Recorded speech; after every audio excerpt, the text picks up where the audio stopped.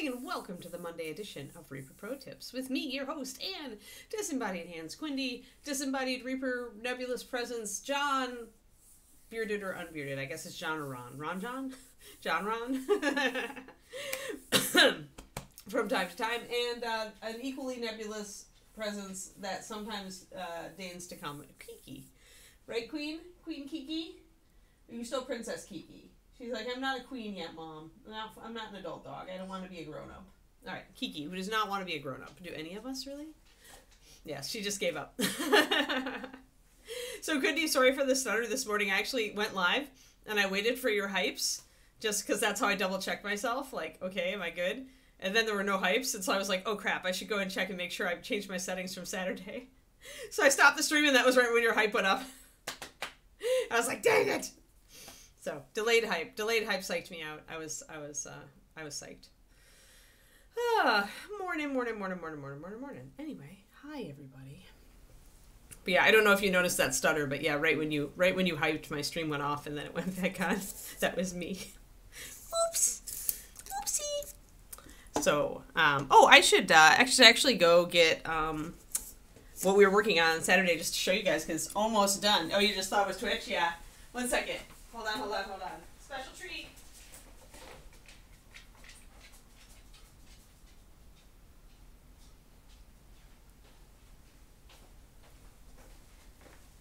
So for those who were on my stream on Saturday, you saw that I was working on something, a special present for Christmas for my brother. And David and I have made it our first ever collaboration.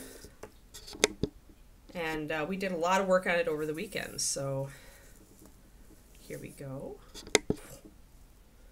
For those who are fans, you will recognize the person. And the cool details. We're working on the hat band. Let's get our in focus.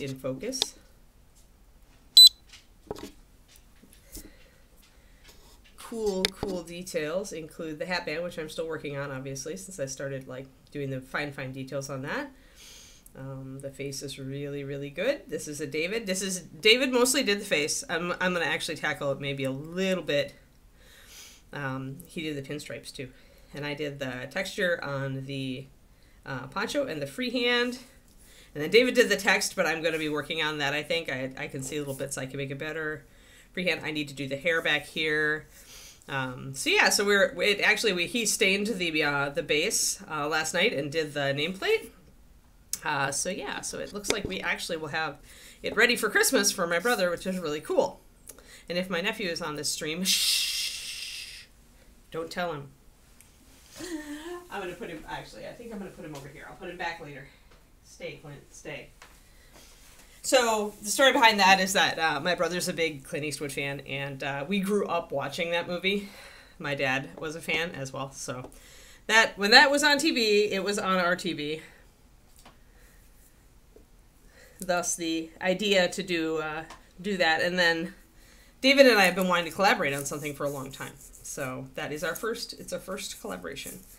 So we shall see. We'll see if we do another one. It's been pretty effortless.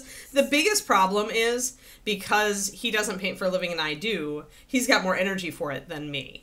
So I had to switch my focus big time because he was going to get impatient if I didn't work on it, right? So that's the downside for me is that I have to be willing to switch my focus off of other stuff and have the time to do so. Over the Thanksgiving weekend was an easy sell because it's a holiday, right? So I can say, okay, it's a holiday, I have time.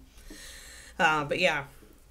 In other writing news, Turgeon, my email promotion actually paid for itself. It paid for itself as of this morning, officially. It was really close on Saturday. It essentially had on Saturday. So, good morning, Inara. So that's where we're... Oh, there's my glasses. So, yeah, so my... I hate to say this. Don't run out and buy one if you weren't already intending to. But right now... I am at a total of 499 books sold since I started my author career. So I'm just waiting for that last one person to push me to 500. But yeah, so that's fun. I've got 3 days till the end of the month, so we'll do that. We will manage that. Whoa, that was super spam because Reaper decided to spam right after us. I actually wrote this morning, Turgeon, before the stream. No, we're officially switching gears. Like, okay, so one of the weird creative things that happens when you're a writer is that you just start getting spontaneous ideas for like later in the series when you're writing a series, or later in the book when you're writing a book. And that, for me, that's the sign I'm working on the right project. Because if the project is like pulling teeth, and if it's really shutting me down instead of inspiring me to think further down the storyline, then I know I'm not on the right project. And that was North of the Wind. North of the Wind was like, yeah, no. There's a different thing you should be writing right now. Here it is. Go.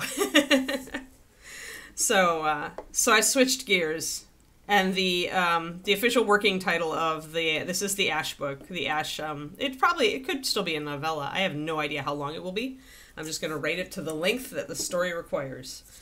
I would say it's at least a 30 or 40,000 worder though. Maybe even if it's 50,000, it's officially a novel. So. Double spam, right?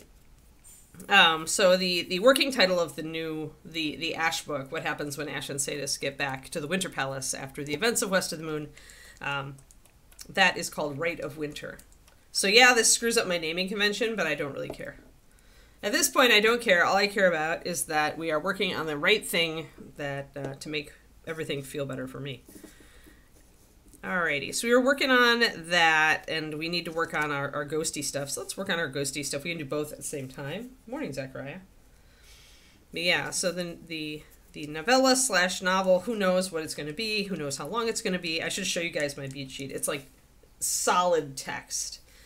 So what a beat sheet is, if you don't know, for those who remember, I actually got better at plotting by studying film writing, screenwriting.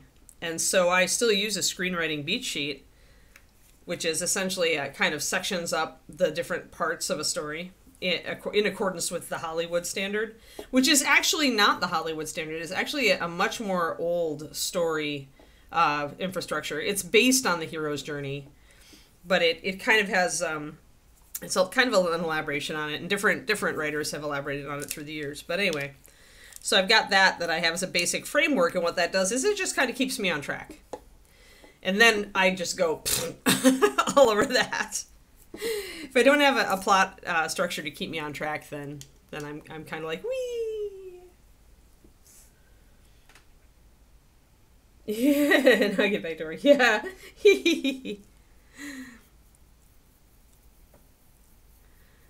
But yeah, so my beat sheet, I've put together a cobbled together beat sheet from a couple of different methods of plotting, and made it my own. And I fill out kind of what happens along the lines of that beat sheet, and then I just sit there and springboard off of it into the margins, and now the beat sheet is like covered with really tiny handwriting. It's pretty funny. My disorganized yet my spontaneous yet ordered brain. That's why I'm chaotic good. I'm not really like I use organizational tools, but I use them in a very chaotic way. I adapt them to my own infrastructure, which is the essence of chaotic good. That's why I identify so strongly with that alignment. Even when I look organized, I'm really just not. I'm only organized by my own light.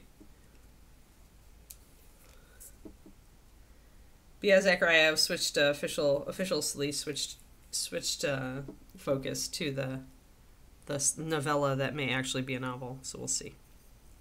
But yeah, North of the Wind will probably be. I think what I'm going to do though, this is great because you guys remember when I started this whole journey, I'm like, I have no idea what my writing process is because I the first 2 books were books I'd written a decade ago, and so I'm like, this is going to be fun because it's going to show me. Like how I'm gonna write from here on out. Like I have no idea. It's a great mystery. It's exciting. It's discovery. It's discovery in the purest sense of the word. But I think I'm just gonna stop saying like the title, and instead at the end I'm gonna go and change that probably on my ebooks and stuff today.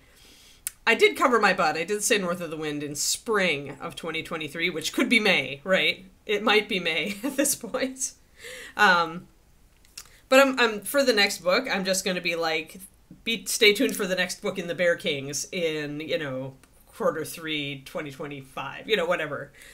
I'm not even gonna say what the title is, because I don't, at this point, I think it's better if I just listen to my gut and write the thing that my gut wants to write. Like, I feel like that's where I have to go now. Because I am, otherwise it's a slug, and it's just not going to give you my best work.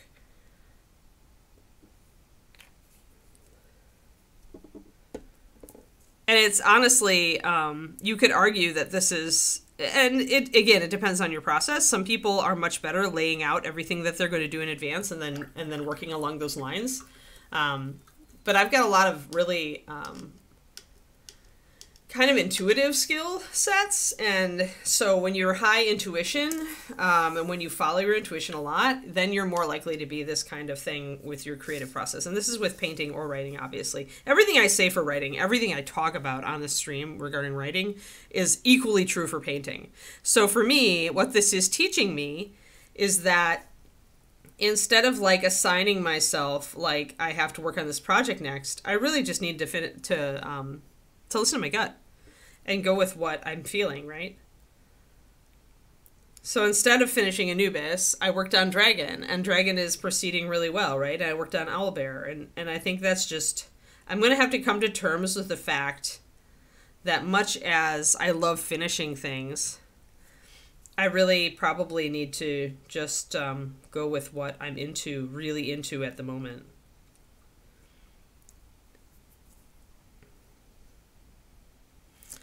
And I need to take more from David's painting philosophy, which is he's going to work on what he is inspired to do. And if that means that he puts a model aside for 5 years, that's what it means, right? And if he never feels like he's going to go back to it, then that's okay. It's all right. Maybe I'll finish it. That's his hope. Right now, that's David's system. Is I like this model. I finished 3/4 of it. I don't really feel like finishing the rest of it. Hey, Anne, do you want this? That's David's philosophy of finishing right now.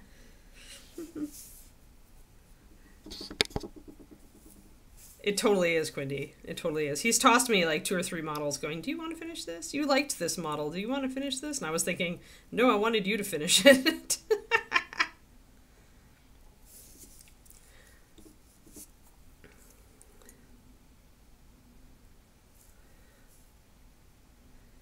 So yeah. So I just essentially, sometimes you just need to stop like judging yourself and just let yourself, because the world wants you, the world is going to tell you, oh, you have to finish what you start, right? Right? Isn't that's like the truism, right? But no, you actually don't have to. Guess what? It's your hobby. As long as you're happy. That's the thing, right? Is you need to analyze your own happy. Like, does just painting whatever and working on whatever make you happier than pushing yourself hard to finish something? Like, you have to find that answer for yourself. Some people will become unhappy if they don't finish, and they will essentially be sabotaging themselves out of fear that finishing means it won't be as good as they want it to be, right? There are all sorts of things that you need to question if you're going to think about this philosophy. Because there is a lot of fear out there. There's a lot of fear that it's going to suck, a fear that it won't turn out the way you want it to turn out. And that will stop people. And then it's like, it's not true for them then at that point. Then abandoning the project is actually just running away from the project. So it requires a little bit of self-assessment to figure out what makes you happiest in the hobby. But in general, the further away you can keep from I should do this, that kind of thing, that should thinking when you're working on your own creative projects that just make you happy to work on, like, the farther you can stay away from that is usually better. Because the minute you settle yourself with that should, that's when you start feeling bad. Even if you're really not inspired to work on that thing. There is also, however, a school of thought that if you sit your butt in the chair and you work at the same time every day, the inspiration will come to you. And that's true. You can build a habit that will essentially trigger inspiration. You absolutely can do that. So if you are having trouble, that is something to look into. For me, that's putting on my noise blocking headphones. That is my trigger to focus on whatever is in front of me. And I built that trigger by mindfully doing that day after day, week after week. Is that when I put these headphones on, I am just going to start working. I'm not going to question. I'm not going to bargain. I'm going to just sit down and work. So And you start out, if that's hard for you, you start out just doing it like when you're inspired, right? Like, oh, I really want to work today. Okay, I'll put on my headphones and I'll sit and I'll work. But then you kind of segue into, you know, I don't really feel like working today, but I'm going to put on my headphones and I'm going to work for 15 minutes, right? And then it turns into, you know, an hour and you finish a lot. You know, that's kind of how you trick yourself into starting. My favorite writing coach sent out a thing yesterday about the small things that can have a huge impact. And one of those things was not bargaining, instead of asking why am I not painting, sitting down, mixing up paint, putting a few brush strokes on the model. Like, she did it with writing, so her comparison is, instead of asking yourself why you're not writing, sit down, open the manuscript, and see what happens. But for mini painting, that equivalent is, you know, sit down, mix up some paint, just put a few brush strokes on the model, and that small change, instead of asking yourself why I'm not painting, that small change of sitting down and just seeing what happens with no demands on yourself and doing it, that can be a huge game changer for you if you are having trouble finding inspiration or time for painting. Your new style you claim to be using. You know what? If it works for you, Zachariah, rock it. Who cares? It's our hobby. We can iterate on it as we wish.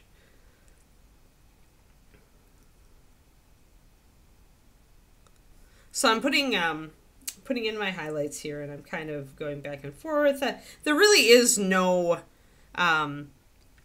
there's no method here except that the thicker areas I like to make lighter.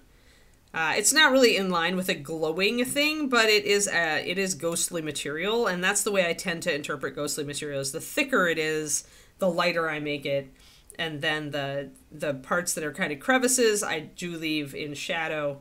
This is kind of the way the ghosts are done in Lord of the Rings, as I recall, where the ectoplasm is thinner is going to be darker, because you're going to be able to see the environment through it, right? So this is the kind of interpretation. And of course, it is kind of a variant just on the whole highlighted if it sticks out thing. But that's fine. As long as it looks good, you're okay. And that's just how I do ghosties.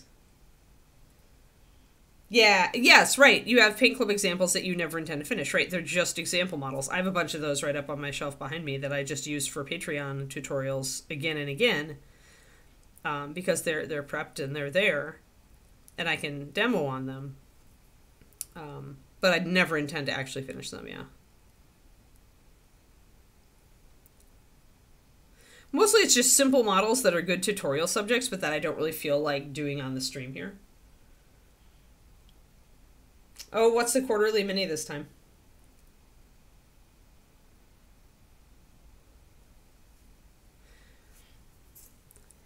Yeah, the time when I run into trouble with that, Zachariah, is if I choose a model to be a demo model, but it's like an expensive bust.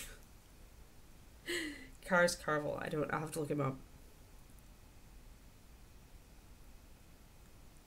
I'm gonna just blend a little bit to blend this in. Oh, Undead Guy. Oh, okay. Yeah, like, I actually have one bust. No, two busts now. I have two busts. One of them I got free. And the other one was a studio bust from Hera. I think just an academic bust from Hera. I think it's from Hera. Maybe it's from Black Crow. 1 second.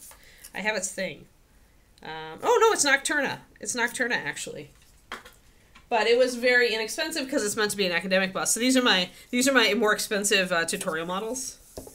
So we've got this lady, and we've got this lady. But this one came free with my Scale Color Artist Kickstarter set. And this one I just keep repainting the hair on because I keep hoping that I'm gonna like find a hair that I like on her.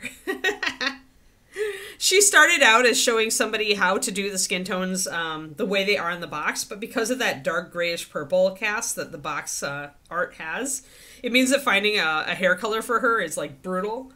So yeah, so these guys are really good. Like they have, she's got pretty good hair, so she's my hair model. And yeah, this one can do whatever. But I those are both. I'm never gonna finish them. I've come to terms with it. I'm just going to continue using them for stuff. But yeah, so those are my more expensive, never going to get done models.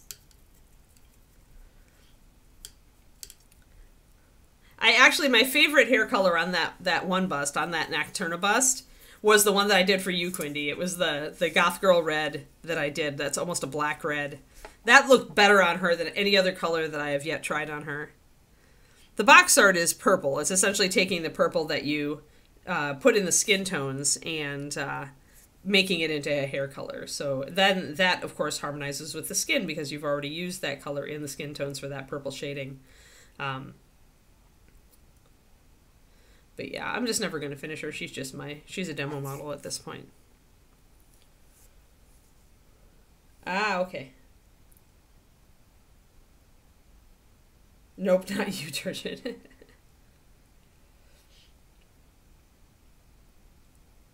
Oh, awesome, Agent Marvel. Applause. Round of applause for Agent Marvel. Seriously, round of applause for doing that. That's a huge goal. That's super awesome. Congratulations. Good focus. Good focus. Eye on the prize. Well done.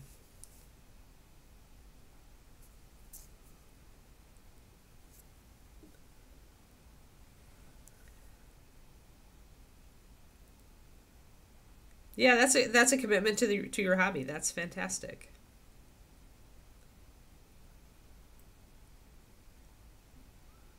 And you are getting better too, Agent Marvel.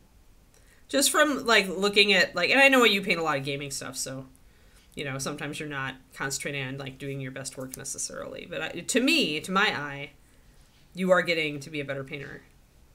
As I see your stuff pop up on my my show off in my Patreon.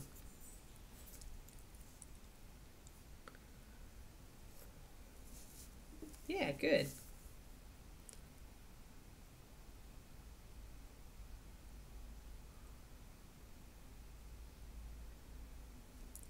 I have realized that there are some, this was a 3D print and there were some print bumps that were not cleaned off of it. And I need to take those off because they're annoying the bejeebus out of me at this point. So I have to get in here and take these off. 1 second while I attempt to do it without scarring my existing paint job. It might not be possible at this point. Oh, maybe I can get that one. There we go.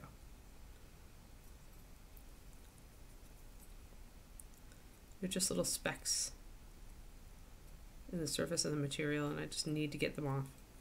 I think I got most of it.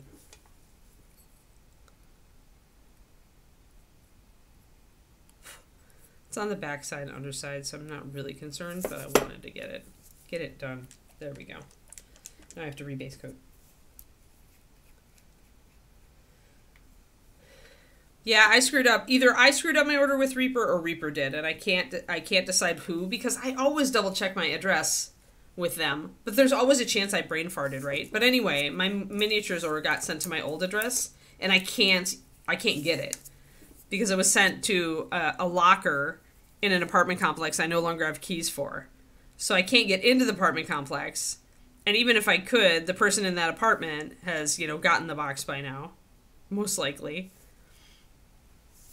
I missed one. So essentially I had to email Reaper customer service this morning and go, because it could have been either, because I know the Reaper address system hangs on to old addresses. I know this from experience. So, yeah, there we go. That's better. And so for me, I'm just like, yeah, there's still roughness. Ideally there, I probably would green it, but I'm just trying to get this model done, so we're not going to bother. I probably just want to put some gloss over it.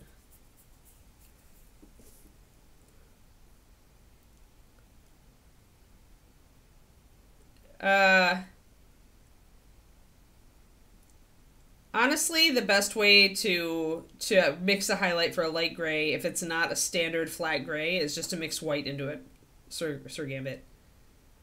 So, because I don't know if, because Gargoyle is a newer color, I'm not sure if it's just a straight gray or if it has blue or green in it, which are common ads for gray.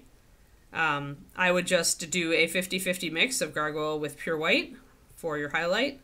Or even if you want it, because it's a donkey, it's going to be, the highlights aren't going to be as strong. So I maybe would do 4 drops of Gargle to 1 drop of Pure White, because Pure White is very strong.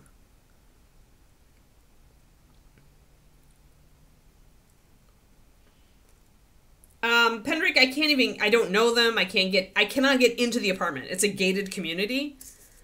Like, it would involve going to the main office, seeing if they even remember me, asking what they can do, waiting for them to maybe do something, which they didn't have a great track record of even when I lived there. And if that person just kept the box, then there's nothing to be done. Like, I don't even, like, there's no good way for me to approach that person. No easy way. So I would rather just contact Reaper. Like, I cannot get into the locker. I cannot do any of that. All I can do is pester this person, if the person even will allow themselves to be pestered, but it's definitely invasive.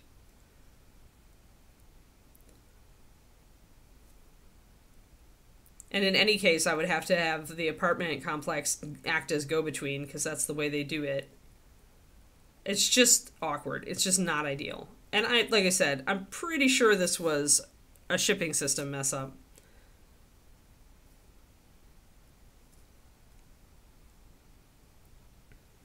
Essentially, Penric, I am unwilling to put in the large amount of work it would take me to actually try to get the original box back.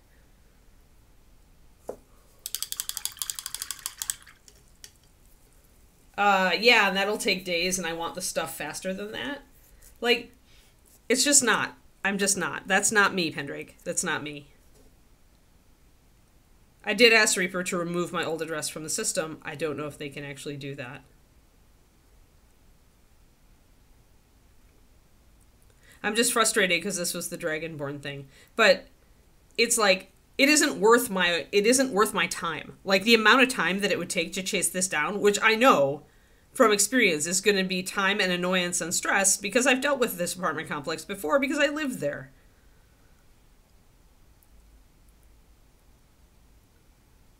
Like, are there ways? Could I just send snail mail? Yeah, will they even open it these days? Do you open letters you get from total strangers? I don't. Yeah, I think it's a better idea to deal with it through Reaper.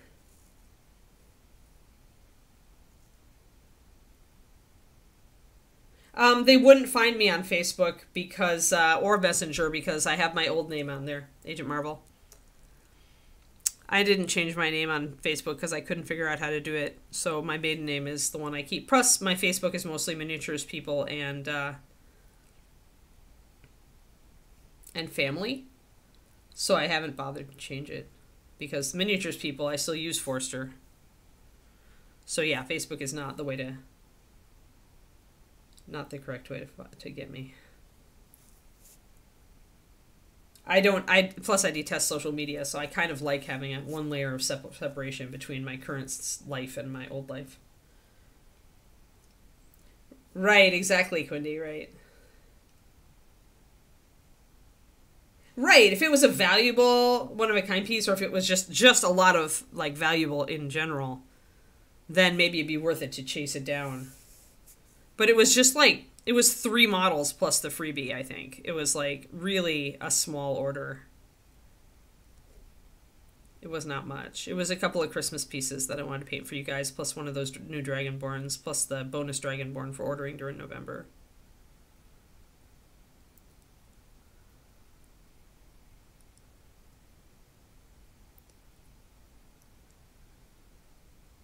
But yeah, I am definitely, like, of the type to just contact the company and see if we can get it fixed by sending a new shipment, since it wasn't very big.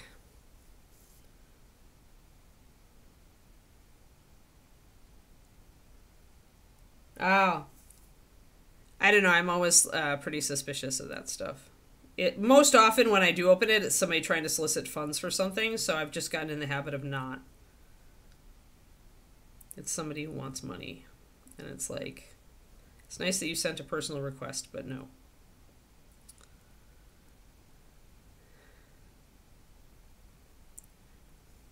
But mostly this sort of thing has, like, the potential to derail me for several days if I try to do it myself. because of the way my attention tends to focus on whatever I'm giving priority to. And I can't afford that right now. It's the end of the month. Patreon. I have a lot to do today. I have 3 videos to shoot in the next couple days, which is a lot. I can't afford to like have my brain distracted and not concentrating because it's annoyed about a lost package. So I have to just... I sent my email to Reaper last night, and I'm just going to move on.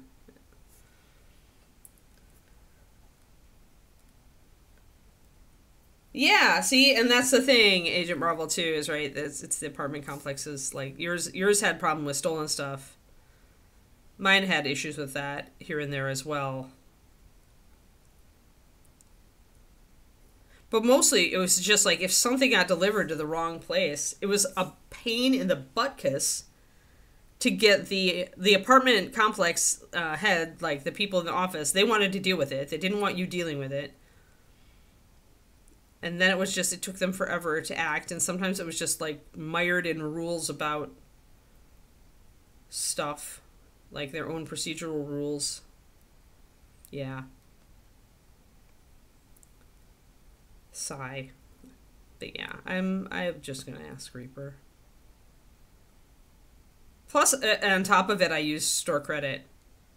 I only used a little bit of my own money for it, so it isn't as easy to just like refund and ask me to order again or whatever, right? It's store credit that I lost. So it's just a...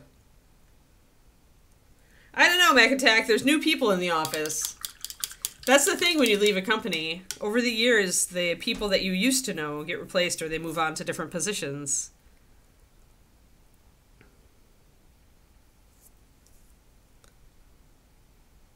So you never know if the person who's fielding your email actually knows that you were an employee or that you work still for Reaper.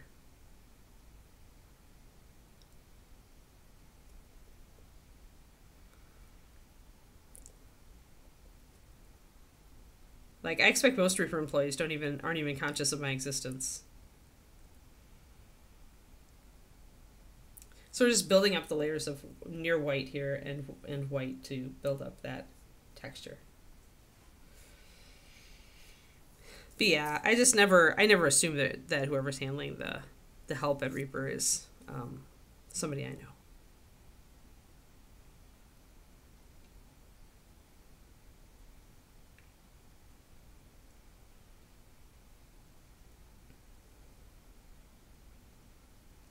I'm just sad because that was my winter stuff to start on, and December is looming. So I probably won't have my stuff to start when I wanted to. Which is, you know, a little irritating, but it's just what it is. We will simply have to stick with our rotation. Maybe I won't get to paint Christmas minis this year.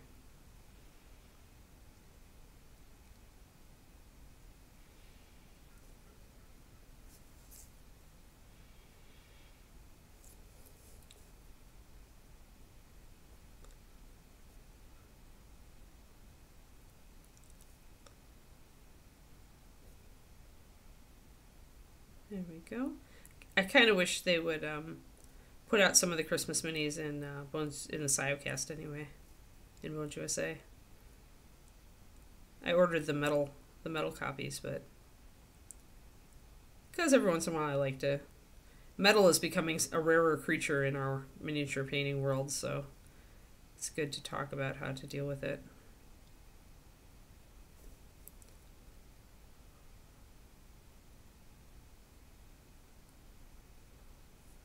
Now we're putting some pure white touches on here to get this out.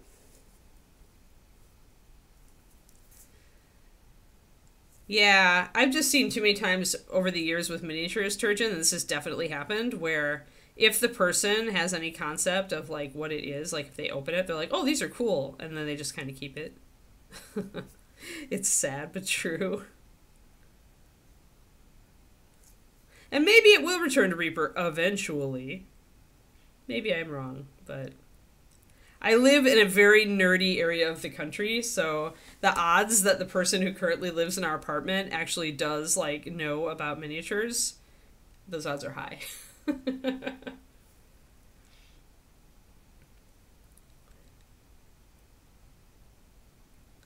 There are a lot of geeks here. A lot of nerds.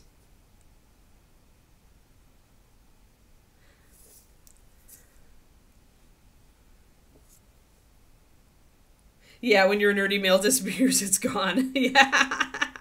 And you don't even live in one of the more nerdy areas of the country.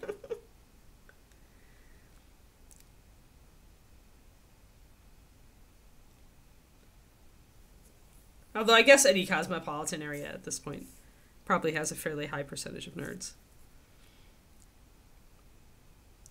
Probably fewer nerds out in the boondocks. You have a better chance out there. So we're just blending, and just leaving some of our intense, and even though we are leaving traditional shadows, like, and we're just leaving them with a very saturated color. And when you do that, it helps to like still give you that phantom feel, because we're not using a gray color or, you know, any natural color to shade these. We're using this really bright phantom glow. So that helps to give you that ethereal feel, because your shadows are this really intense saturated color. It's nothing you would see in real life. And so that gives you that supernatural feeling. It's more likely to read as energy of some sort.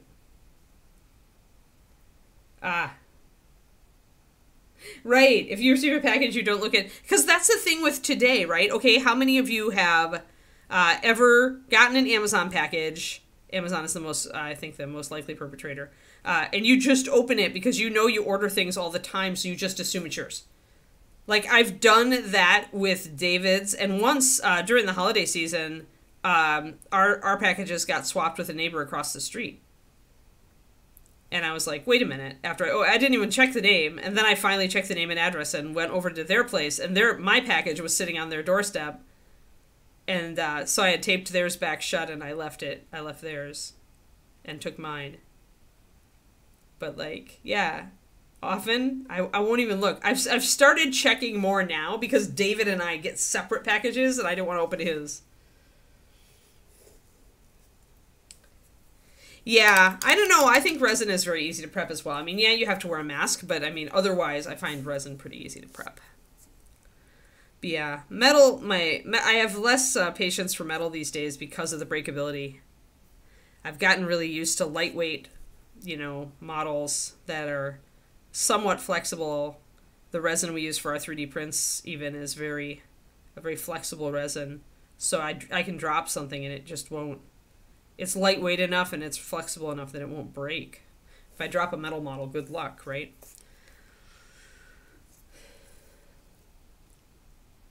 Ah, yes, Bones Pledge Manager. I don't even remember what I ended up finally ordering. Although I'm going to get my Brandon Sanderson statues soon. That'll be fun. I got the big ones. I don't know if you guys were following the Stormlight Archive miniatures Kickstarter by Brotherwise Games.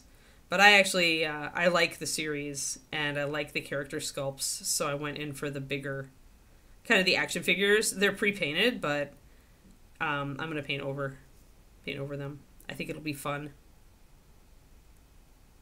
I might have to start one on stream. It's another big. They're going to be pretty big. Not Soldier 76 big, but fairly large, so... I'm looking for it. I think my package is about to ship, so I should be getting that like in the next week, I think. Yeah. Right, yeah, mask. Yeah, I just bought myself a proper mask because of the 3D printer.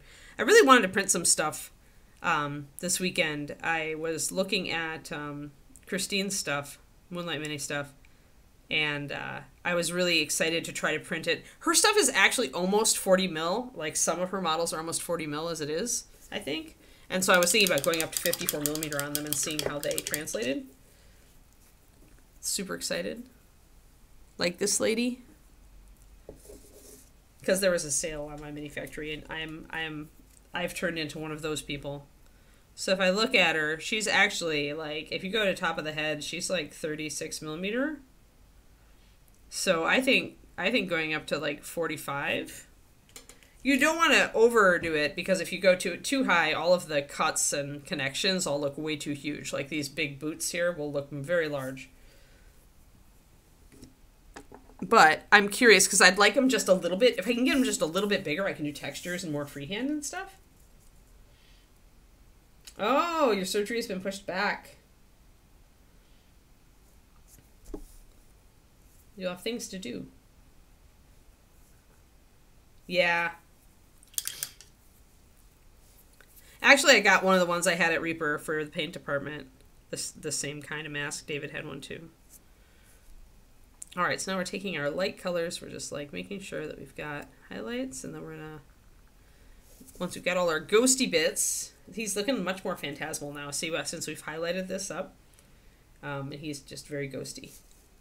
And then I think the last thing, I want to bring some tendrils of energy up here. So I'm gonna grab. And then I've got to do that hilt of that blade, and I've got to do the ghostly energy on the other side of it. So we're doing a lot of ghostly energy.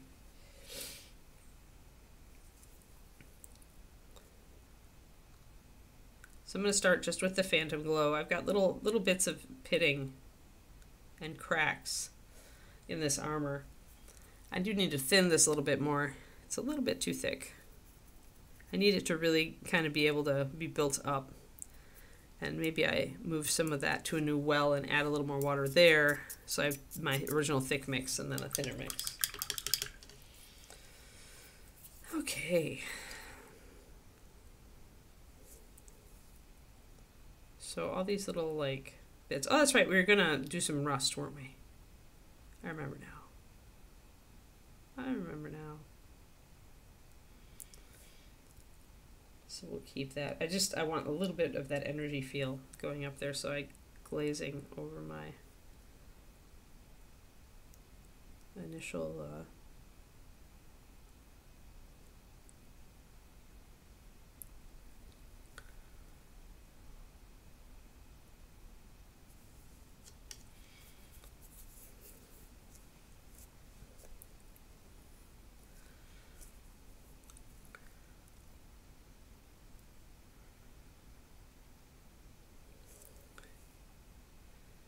But yeah, I should actually manage my goal of doing 3 videos this month for the YouTube.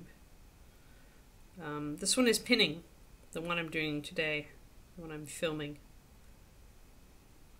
So I'm going to use, I am going to use a metal model for that, a dark sword piece. Show how to pin an arm on.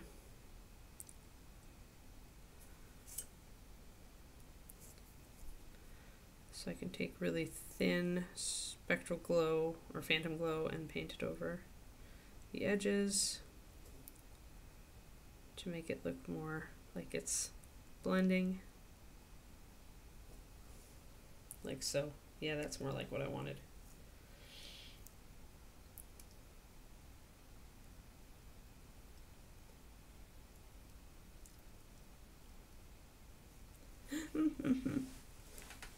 Yeah, but you like terrain. I don't care about terrain because I'm just painting the miniature itself. I'm not doing a display base for it. Or if I did, I'm just like sculpting stuff like I was already doing, like this little guy, just some rocks and stuff. So yeah, it doesn't matter. Scale creep doesn't matter to me with terrain because I don't game right now. And the miniatures I'm painting are mostly not gaming miniatures. But if I want to do a really good job on it, the harder it is to paint. It is somewhat. But if you think about it, Mac Attack, this is the thing. When you make them any bigger, you can do textures, but textures are generally easier than blending is. Because textures mean you leave brushstrokes, which for most people is the natural state of affairs.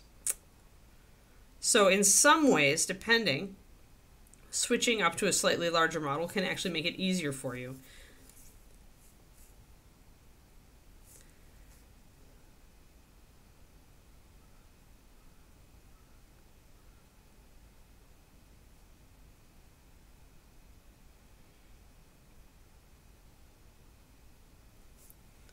There, I think we're pretty good. Let's do the blade lightning on this blade. But yes, I acknowledge your points, and you have points. They are not the points that like concern me. Often, honestly, I find that a slightly larger model is actually a good, or a simpler. It's like when people are first starting out, it's like I'll say, work on either a very simple 28 or try to work on like something a little bigger, like an ogre. Because it's just actually easier to work on something this big.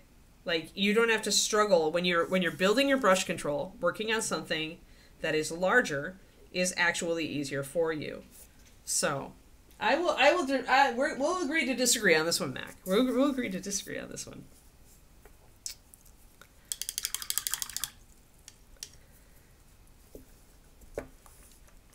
Because when I enlarge that, like if I were to enlarge that Wood Elf Barbarian, she would definitely be like more ogreish size, almost like half ogre size. She'd make a really good half ogre, actually. Yes, 15 millimeter. Oh, yeah. Well, 15, yes. Absolutely. So if you are a 15 painter, yes. Then you're like 40 millimeters and you start to hyperventilate. Okay, gotcha.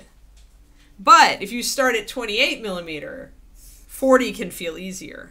It doesn't necessarily, so I guess what I'm saying is it doesn't scale in quite the same way, because in 15, you're using different techniques. And then when you go to 28, you know, you're using very different techniques to paint at 28 than you are at 15. You know, because suddenly, boom, suddenly there's so much more.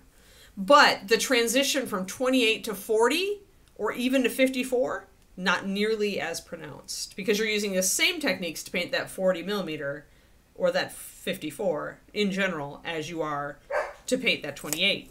You only start getting scale issues in painting, like having to switch up the way you do your shadows because the model is big enough to cast its own. That starts actually bigger than 54. That starts more around the 72 millimeter and 75 millimeter. Then you have to start thinking differently about light and shadow. But yes, I see your point now with the 15 mil. Because yeah, going from 15 to 28 is a huge jump in technique. But 28 to 54, you're doing the same stuff. You just have more room to do it in. So, yeah, so we're both making valid points at that point. It's just the perspective. Kiki, what did you bork at? Why you bork? I heard that bork. She was a little bit of a terror this morning. I was thinking she was going to be more disruptive during stream, but she's actually been okay.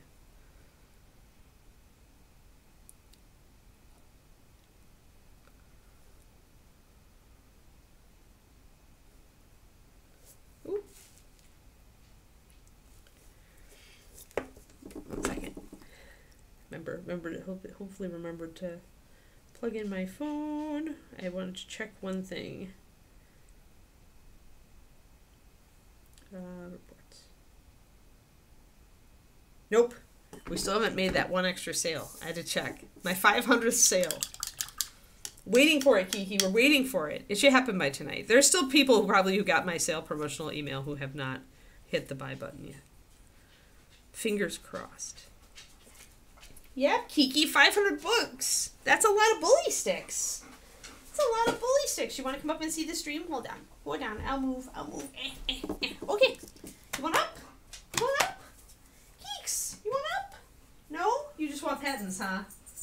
You just want to tell me about the latest thing you borked at. You're just going to tell me about your day. You're not going to let the stream see you with your curly furs. I ran into a lady doing, like, pre-assessment for some construction that they're doing on a street next to ours that Kiki and I walk on all the time. She met Kiki and she said, she looks like she just got out of bed. You've got bedhead. Permanent bedhead. Permanent bedhead. You want to come up? Yay! We get a Keeks. Oh, and she's totally going to get between me and the camera. Oh, you have a Keeks. We have a Keeks. Good girl. Good girl. Yeah. Oh, the paws. I've got the paws. Hi, paws. You're going to fall off. You got to be careful. You got to be careful, paws. Okay? Oh, who's my good girl? Oh, you want the paw. Oh, now you want the Fitbit. Now you want the Fitbit. Oh, you want that. Okay. Okay. Oh, I know. Oh, now you're eating my sleeve. No, eating my sleeve is not where it goes. Eating my sleeve is not allowed. Eating my sleeve. No, it's not. It's not allowed. Mwah. Yeah, sure, good girl. All right.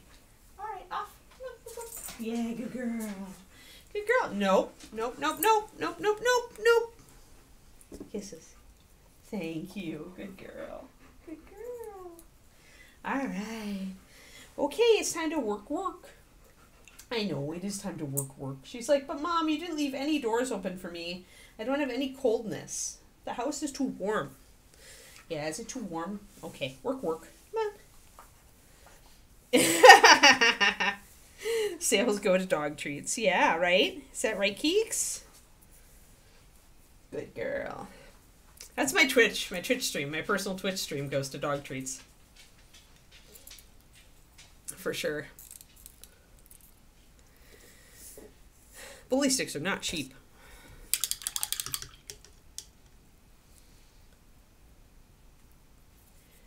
AI art. Okay, so I feel like the AI thing is people complaining about a Pandora's box at this point. Like,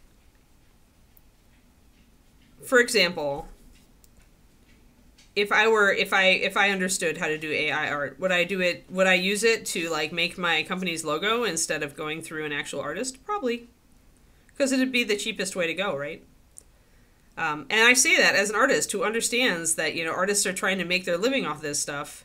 That's why I would never, like, for book covers, absolutely going with an actual artist, because I feel like that I need something better than AI, right? But if it's like simple, like a logo, then I could see the case for AI. And I feel like we're kind of at that frustrating point, and it's a very frustrating point as an artist to be in, where already so many industries are like already cutting artists out of getting paid decently. And then this comes along, right? So it's just like, you just want to like you want the Luca fist at that point, shaking your fist at the universe as an artist. Because it's so hard. It's already so hard to be a success as an artist, and then now we're losing, you know, stuff to that. RPG game books in general, the problem with game companies is that they don't have a lot of money to spend. Traditionally, working as a writer or an artist for an RPG company just guarantees you don't get paid really squat. You don't get, you know, you get some exposure. Exposure is what they tell you you'll get, but how much does that really matter, right? So, I mean, you can essentially put a bunch of prompts into an AI image generator Pendrake and have them generate an image. It'll generate an image in like certain art styles or however, etc. If you say, I need a logo with, you know, in my case, a snarling bear's head with the background half black and half red, technically AI would be able to just generate that for me in several versions. Maybe none of them would work. Who knows, right? But it's just another... I feel like for game companies, it would allow them to put art into books, especially for small companies. It would allow them to put art into books that they otherwise couldn't afford, right? So, but at the same time, they're not using a real artist for that, right? That's always what it's going to come down to with this kind of thing, is the real artist doesn't get that business. Would the real artist have gotten that business anyway if the company has no money? You know, it's like that. It's like that. And as a creative myself, you know, over time, the only thing we have to bring to the table as creatives is that we are human. And we are able to produce a depth to our work because of that, right? We're able to connect with other humans through our art, no matter what that art is. And that's like... that's just what you have to fall back on, is being your most authentic you and bringing that to the process, right? Bringing that to the writing, to the painting, to the, you know, to the digital art. But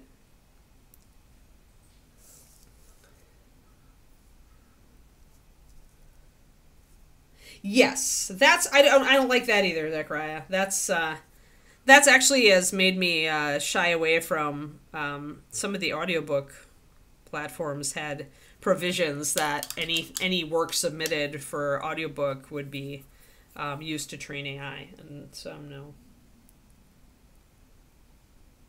Do a text-based logo, yeah.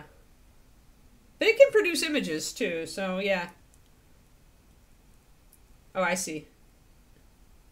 It loads spacing, printing, and fonts. Okay.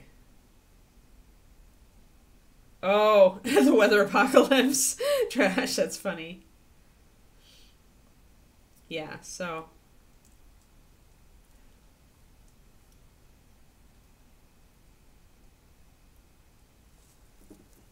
Yeah. Right, real artists don't license IP when they're learning or training either, right? It's true, right? Although the thing is, there in our so this is kind of the thing. A computer can copy something more precisely than a living artist. So I used to say this. This actually comes back to people used to the gatekeepers, right? This comes back to gatekeeping, where the artist would essentially not teach what they knew because they were afraid that somebody would steal their style. And in reality, you could hold the brush for the person and they would not be able to duplicate exactly what you do the way you do it. However, then when you throw a computer in the equation, it gets a little bit more dicey.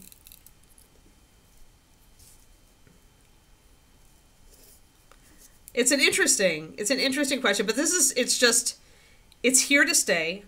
You know, the horse is out of the stable.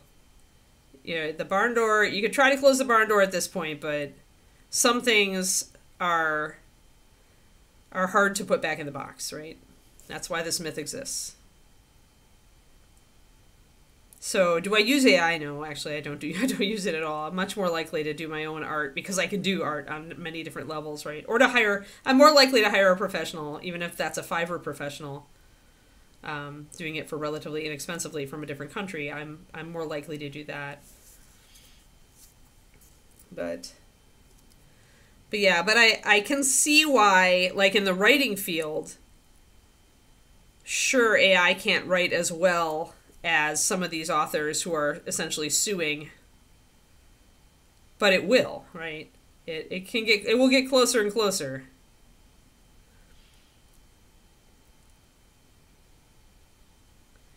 It's just an interesting thing. It's incendiary because it's disruptive.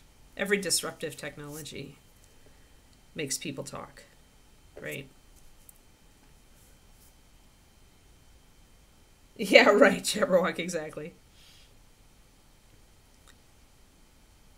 Computers, I think, have a little bit more of an advantage because they can look at our work and analyze it completely in a way that, like, we would be challenged to do it would take us years, right? Like for writing, a computer can run through like my novel and figure out how often I use certain words and how I tend to use them and certain like turns of phrase and stuff like that. Like I would have to sit there and like work for a long time to really consciously understand that.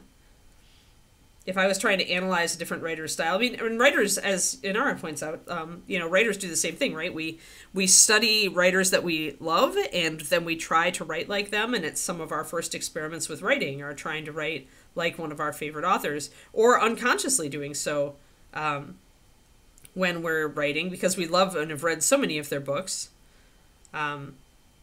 So we tend to unconsciously adopt the ways they do things.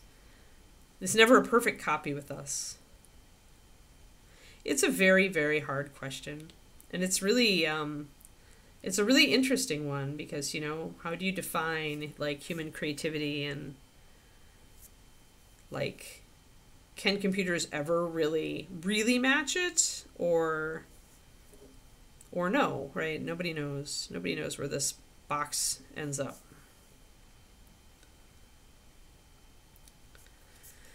But it really, I think the fundamental, like, Yeah, it's like the idea of creative theft. It's the idea of, you know, cutting artists out of the market. It's the idea of it's all those things, right? And then it's how it's changing the way that people will do business, right? So, I mean, I just bought Pro Writing Aid this weekend. They have it on sale. It's like normally a $400 or $450 program for a lifetime license, and it was 50% off. But its thing is that it uses AI. It doesn't use AI to write your book, but it uses AI to analyze your language to find flaws. So it's already, like, being used so much. Yes, yes, exactly. Um, it's like, I wouldn't say hypocrite, Mac. It's just that you think of,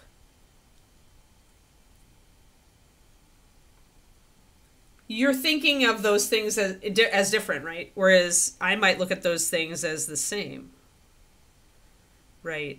A voice actor, a voice actor being duplicated for me is the same thing as one of my favorite writers being duplicated. Like, and if you go that far, then you have to say, well, now it's duplicating one of my favorite artists. Now, where do you stop, right? Again, it's the question of human creativity. What is it worth? Like, what is it worth? What defines it? What makes it ours instead of generatable by a computer? And you know, even if we allow the computer to, like, look at everything we've done as a race, you know, can it really, you know, match us in creativity? Maybe eventually. I don't know. It's an interesting question because it's a very future question. It's a William Gibson question. He probably predicted this anyway. he does that all the time, and people call him as, like, you know, like a visionary, like the guy who can predict the future. But he's like, the future is all around us. This is the future. This AI thing, this is the future. What we're going through right now. If you follow out the threads, you can make a convincing portrait of the future. But there's so many possible futures in this one. It's fascinating. It's fascinating. I'll give it that.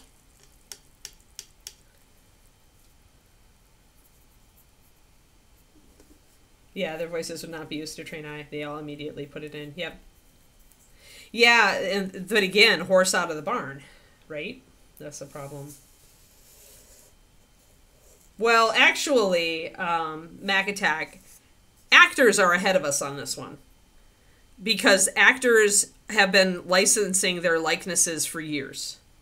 And they reserve the rights to approve those likenesses. Example, any action figure from Lord of the Rings that depicted one of the actors had to be approved by the actor because their likeness is an IP, it's a property.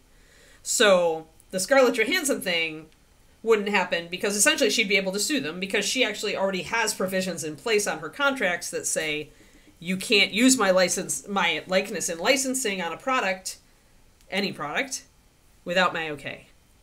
So the problem is that most other creatives didn't have that sort of thing because it just wasn't anything that could happen, right? We didn't have technology that could do that until recently. And now we do. Yeah.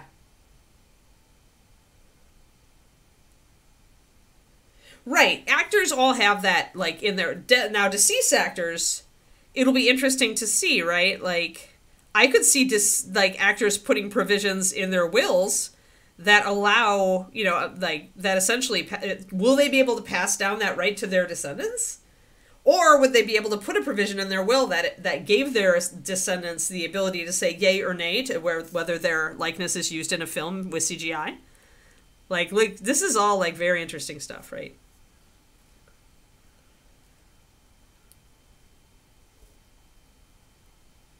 Yeah, trash, exactly, right? Yep, yep. Yeah, their estates would retain rights, one would think. But that might not be automatic, actually, Jabberwock. I don't know. Someone or some company owns, yes. Yeah, there's a company in, it's European, but they own, like, they essentially, like, trademark deceased people. They develop IPs based around deceased people. I have it in one of my writing books, actually.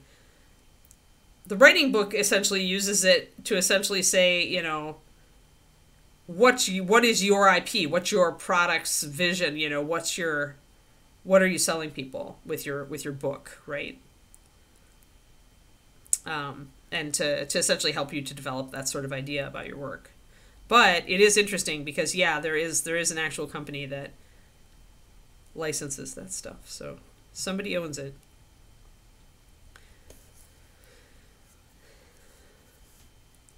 But it's a crazy world, guys. It's a crazy, crazy world.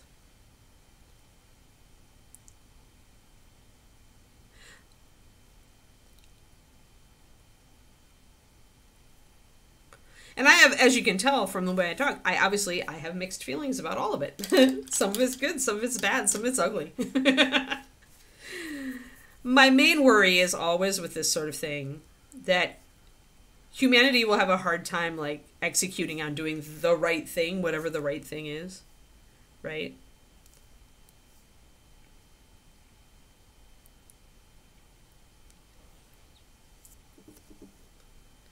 Yeah, we are. It's definitely a William Gibson moment. Well, he might, depending on who owns the rights to his likeness, right? Crows. So, and that's something that I think I have read in a science fiction book from somebody, is essentially a deceased artist being replicated, like their creative process being replicated by AI, their physical appearance being, you know, reproduced by AI. At that point, the AI is kind of a digital representation of that person. It's very William Gibson. Holy crap, is it ever? Oh, I want your next series, Will. Go write it. I don't know if he goes by Will or Bill. I love his stuff. I love William Gibson's stuff. I especially love his Pattern Recognition. Was an amazing book. But yeah, he's very, it's very interesting to see what kind of futures he comes up with, because he's very good at extrapolation.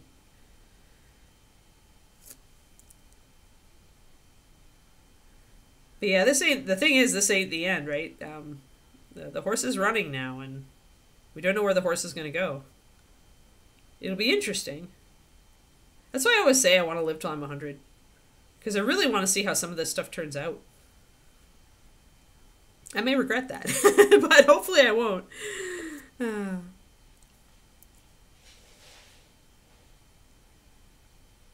yeah, I will say one thing, and that is that I am always of the opinion that a tool is neither good nor evil, and I count AI as a tool. So the question isn't, is it good, bad? The question is, how will we use it? That's the question. Oh yeah, there are a lot of crazy moments like that in history back. Like, David and I were just listening to a thing about the elevator on NPR. Where elevators, when they first came out, people were terrified of them. They're like, they wouldn't go in one. They would, and then once elevators, they put attendants in the elevator to operate it, to make it reassuring, so that humans had control. It's the only way people would use it. When they first started putting in automatic elevators, people refused. They went looking for an operator. So it's like, it's that kind of moment, right? Kiki, fork does not allow. Nope, bye. Exiled. Exiled, gone. Exiled, no. Exiled. Exiled, exiled. You do not get to sit and bark. Go settle down, Papa. Work, work. Work, work. We're still working, Papa.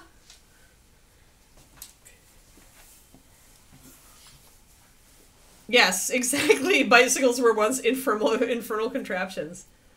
Right. And so it's any disruptive technology or anything that totally, like, goes outside of our human comfort zone, and our human comfort zone is pretty narrow if we're really honest with ourselves. But this is a big one. This is a big one. So, I mean, I think about how you could use AI, because robotics in medicine and surgery is amazing right now. Like, a lot of my surgeries were done using robotics. My surgeon was a big robotics surgeon. And, like, they were able to do, like, laparoscopic stuff that was incredible when they were fixing me. And so I look for the good applications like AI could help with in medical fields, right? Like, I feel like, yeah, I feel like any tool is just, it's how you use it. It's how you employ it. I think that that AI scares people, and I think that maybe rightfully so, right? But you get some very strong opinions.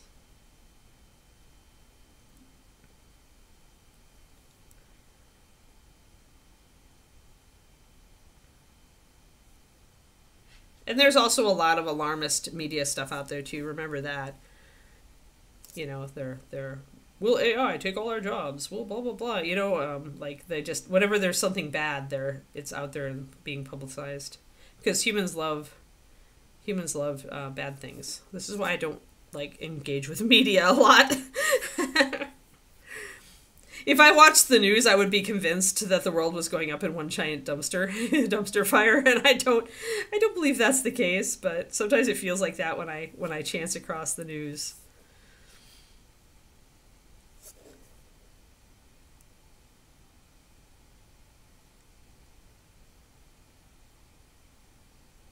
Yes, I guess. Oh, neat colors. Yeah, yeah, that would be good. Yeah, the online color picker. Yep, yep, yep. Yes.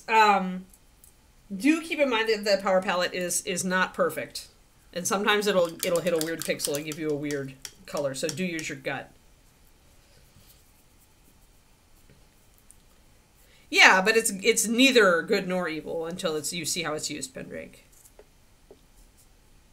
It has also the capacity for great good, as every human does.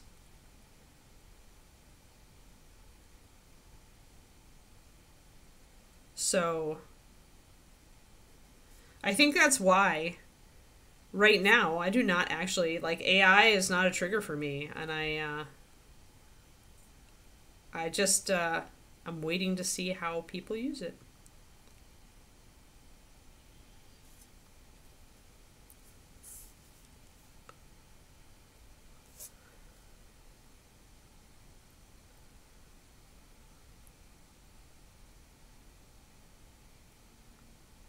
There we go. All right, so we got that. I gotta get this blade.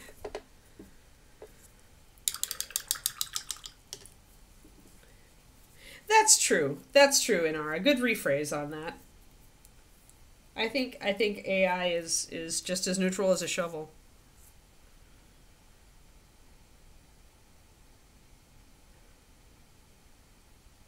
Yeah, I think I like that phrasing a little bit better.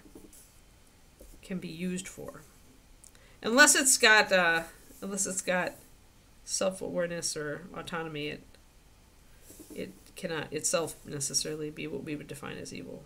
Okay, so I thought I had loose hair and I was going to do surgery, but then it popped back in, so maybe it's not loose. We'll find out. Anyway, I'm going to put the cap on the AI discussion now, since it's technically a bit political. It was fun to talk about it with the art angle. I think it's a very interesting topic, but I know a lot of people have strong opinions. So let's just move on to a different topic.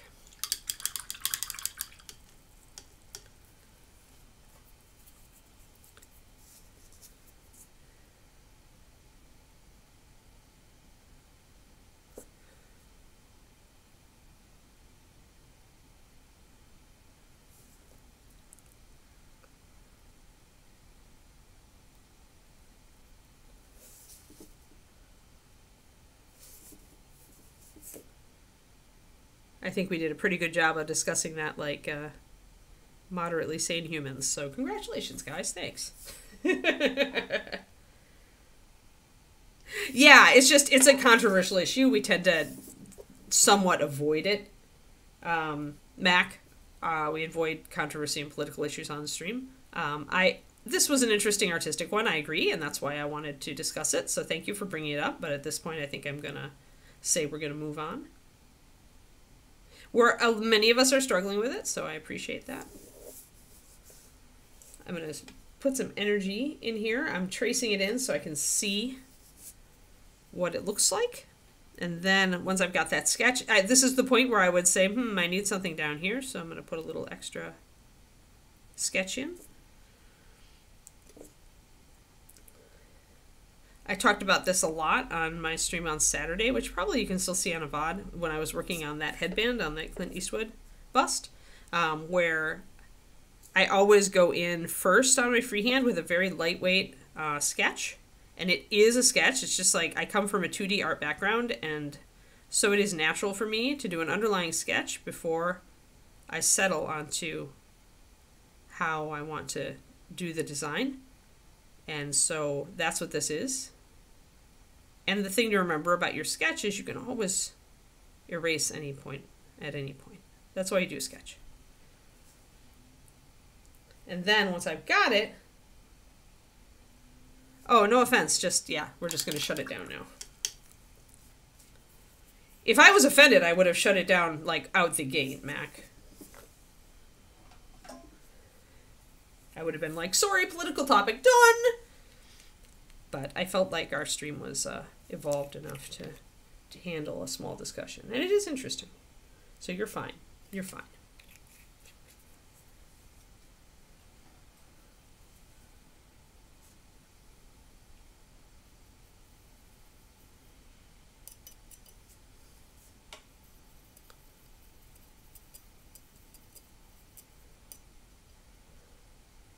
The problem is when you start talking about that, you inevitably get to the whole good and evil discussion. We don't want to go there.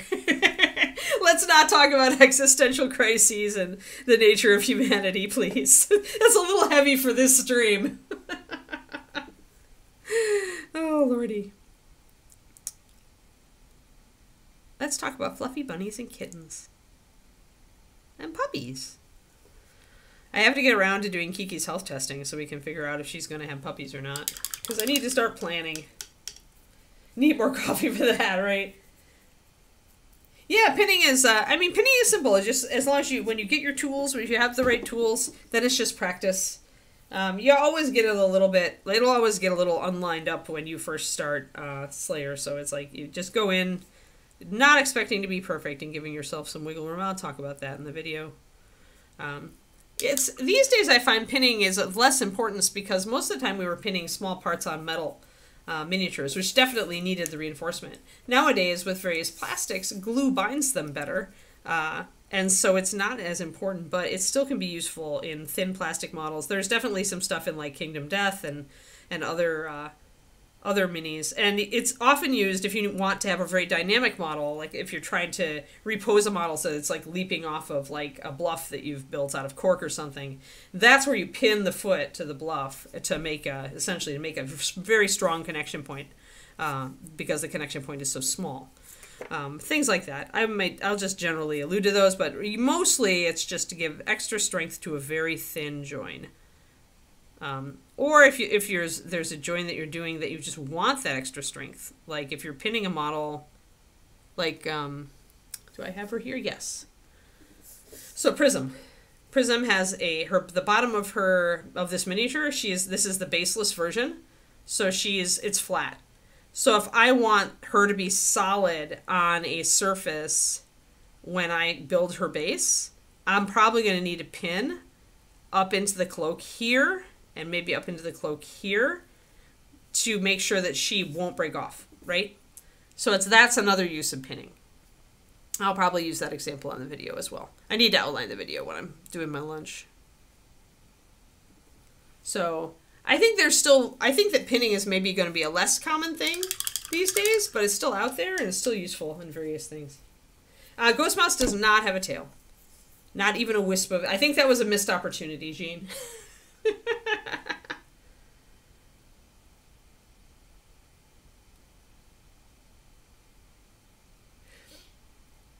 Well, a lot of people aren't really comfortable using 5-minute epoxy because it's hard to control, Mac. You could easily, when I've seen people throw epoxy on miniatures, I have often seen evidence of it gloobing out around joints. It's not the best stuff it's not the easiest stuff to work with. And if you're trying to do non-toxic stuff, so there I glazed. And that was like, boom, and it's beautiful. Yay, I love it when stuff like that, like stuff works like that, where it's like, one brush stroke, perfect. Yeah, that happens once every 1,000 brush strokes, guys. How's that crap?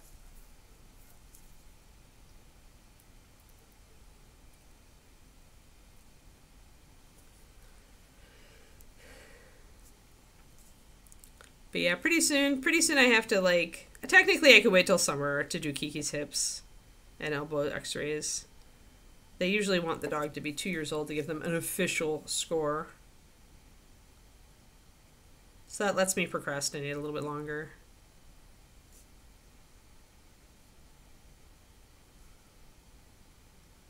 Need to figure out where I'm going to take her to get those done. So now I'm adding a little bit more hotter of a white line right at the edge here.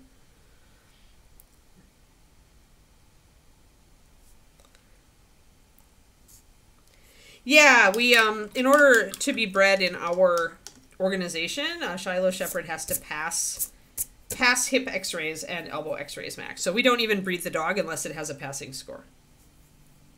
And by doing that, for as many puppies in every litter that we produce as we can, we get a better picture of where hip dysplasia is in our breed, and we can combat it by making better breeding choices.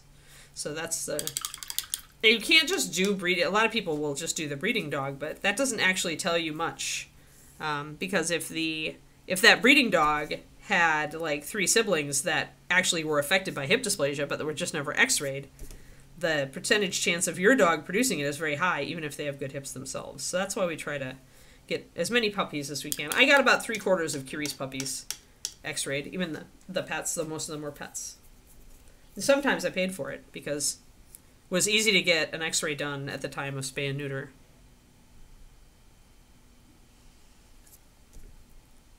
But yeah, so Kiki needs to get checked, essentially. She moves fine, and she, there we go. That looks good. I doubt there will be a problem, but you just never know. Sometimes if it's borderline or minor, your dog will not even show any clinical signs, and that's why that's why you want an x-ray, because you just never know. Yeah, hip dysplasia common in big, heavy breeds. It's also common in tiny breeds, except that the thing is that the dog is, since the dog weighs so little, you're less likely to see clinical signs. So for a long time, they thought that small dogs just weren't prone to hip dysplasia. Then they started x-raying, and they found out that some small dogs have immense amounts of hip dysplasia. You just don't notice it, because the dog only weighs 20 pounds. So it's not putting much strain on its joints. But yeah, so Kiki needs to get that figured out.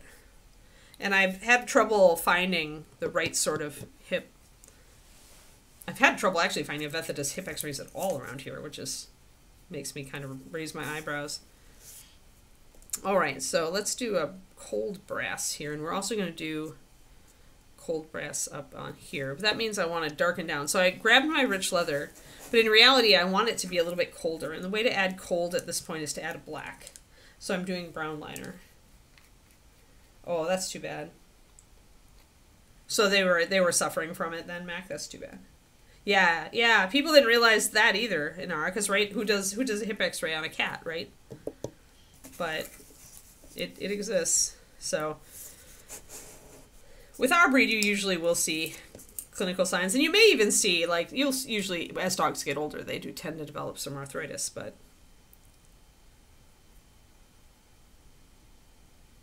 all right, so I mixed some brown liner into that. Now it's a very greenish cold color, and I like this. This is good. This is like a good dark bronze start. So that's brown liner plus rich leather. If you're looking to do some really like dark tarnished bronze, that's a good way to start. But yeah, so Keeks needs to get her test done. I'll probably get her heart certification, her eye certification. Oh, I do have a hair standing out from my brush. Oh, there's tiny little hair. Let's see. You see, you guys. Yeah, see it standing out there? Okay, so we're gonna do surgery. Surgery. Boop. Snick. There we are. Perfect brush again. Yay! -1 hair. Yes, hug your big dumb animals for sure. And your small dumb animals. And your small intelligent animals. And your big intelligent. All of the animals. Just hug them. Unless they have teeth and claws and don't like you, then don't hug them. If they think you would be a tasty snack, do not hug the animal. I remember, did you ever see, Quindy, when you were doing Diablo 3, did you ever see the meme about when they made the dogs petable? And then somebody put out a meme of petable animals in Diablo? I'd have to find it. It's so funny. Maybe I can find it. Yeah, it was great, wasn't it? Let's see here. Let's see if I can find it online with a quick search.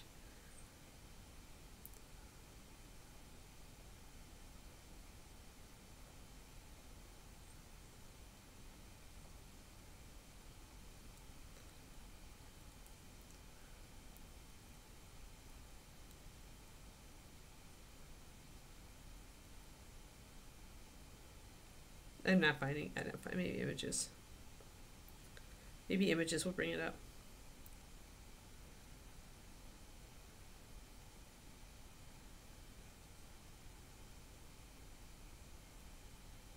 Not seeing it. I obviously need a better search. I'll figure it out. I'll figure it out later. But anyway, this is the color that turns.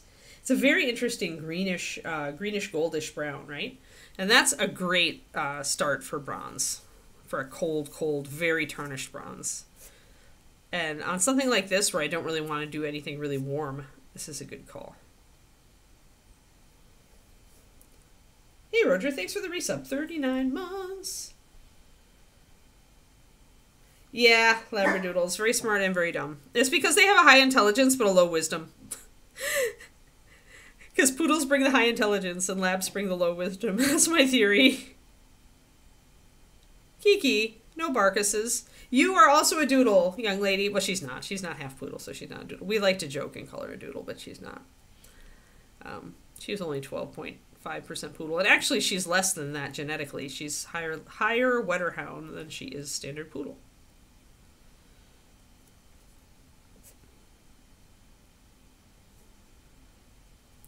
All right, make sure I get all the bits here. Now at least we're covering up the last bits.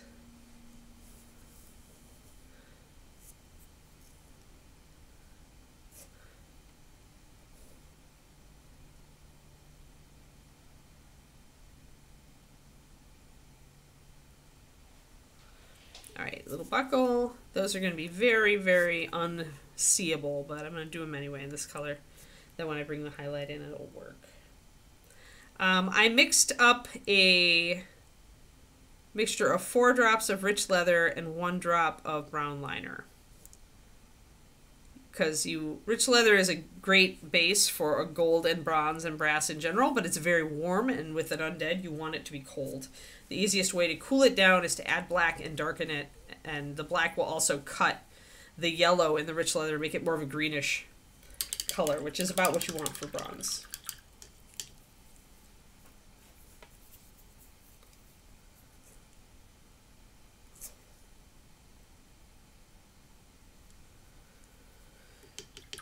And I also need to make the end of this sword like just bleeding off into the ether, so I need to grab some of my ghostly color and put it on there.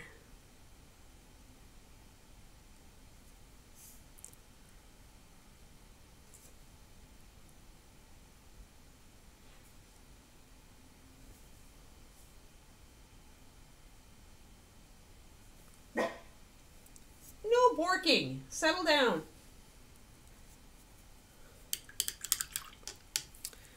There we go. So I'm going to want... Oh, we're about time to end. So let's end there. We'll have very little to do when we come back. We really only have the bronze bits on the fixtures. And actually, if we're going to do a little bit of rust, I'll just do it up here. And that'll bring a little bit of warmth in on the back side of the model. So we have very, very little to do on this model. After we are done with this, we will... Before we do basing, we're going to do this lady. I'm actually thinking about making it a winter scene, Quindy, with these two, like putting them on a snow base where the undead is actually attacking her, like out in the wilderness or at the edge of town instead of in town, and doing a snowy base on it. How does that sound? Yeah. Okay. Cool. Let's do that then. Yeah, I really love the Mousling Wraith. He's cool. I'll have to send. I'll have to take a picture when he's set and tag Jean, or send it to Jean. Yep, thank you, everybody. Thanks for hanging out. Thanks for being awesome. Tomorrow, after I stretch, I so needed that stretch. Oh my gosh, Ermagerd. All right, woohoo! Da-da-da! We're back to Mermaid. We have all the shinies, We're doing the purple shinies. We're giving her some purple shinies. I hadn't gotten the purple shinies quite done down here. So probably we might work a bit on the purple shinies. I might also do the mug of beer, because I'm getting to that point, right? That point where I want to fill in all the colors. So the rope and the mug of beer are going to be roughly the same color. I'm also going to think about doing the caps on this anchor maybe in bronze. That would be kind of fun. It wouldn't actually necessarily be that way, but it would be fun to do, so I might do it anyway. And that cold bronze that we just set up. Got to keep it dark back here. I don't want to distract from her, but at the same time, I want to do something. So in lots, of course, we're going to be doing rust on that anchor as well. I'll have to see what I want to do. But yeah, so we'll do some of that stuff, and she's really cool. I'm really happy to be painting her. She's turning out really well. Yes, see you all tomorrow. Thanks very much. Thanks very much. All right. Yes. And thank you, Quindy, as usual, for herding. All right. Bye, guys. See you tomorrow.